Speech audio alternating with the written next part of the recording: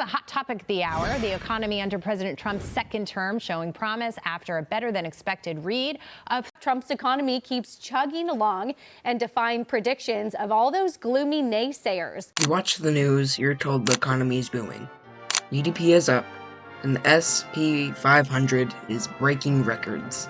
Employment is low, but every traditional metric, we are living in the golden age of prosperity. But if you look at your bank account, you know that isn't true. For the average worker, the booming economy feels like a recession.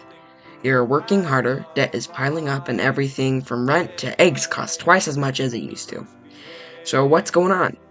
Today we're looking at the data to answer one simple question. Who is actually getting rich from all this growth? Because spoiler alert, it isn't you. To understand why you feel broke, we have to look at a specific chart. The gap between productivity and pay. From World War II until the mid-70s, when workers produced more, they got paid more. The lines went up together. But around 1979, something broke. Since then, worker productivity has risen roughly 87%. We are more efficient and generating more value than ever before.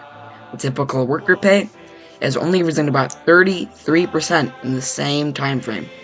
That gap between the two lines represents trillions of dollars in wealth.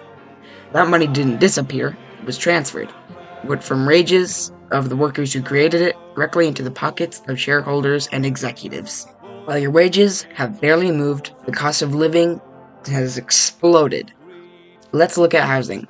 In the past few years alone, median rent has skyrocketed, leaving nearly half of all renter households in this country cost burdened, meaning they spend more than 30% of their income just to have a roof over their heads.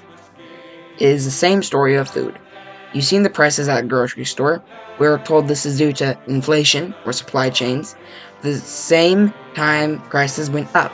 Corporate margins hit historic highs, reaching levels we haven't seen since the 1950s. When a company raises their prices to cover costs, that's inflation. When the prices raise while making record profits, that's a choice. It's wealth transfer from your dinner table to their stock buybacks. And how are people surviving this squeeze? Debt. Household debt is climbing because wages literally cannot cover the cost of living anymore. And the jobs that are available, they aren't the steady careers of the past. They are gig work, temporary contracts, and positions with no benefits and no security. The unemployment rate might look low because it doesn't measure job quality. It counts a person working 3 part-time jobs just to survive as employed. That isn't a booming economy. That is a survival economy. So next time a pundit tells you the economy is doing great, ask yourself, great for whom? GDP is a measure of wealth of the owners, not the health of the workers. The stock market measures the value of capital, not the quality of your life. The system isn't broken, it's working exactly as designed. Funnel wealth to the top while the rest of us fight over scraps. If you want to see the world through a lens that prioritizes people over profits, subscribe to this channel. I'm the Communist Lens, and thank you for watching.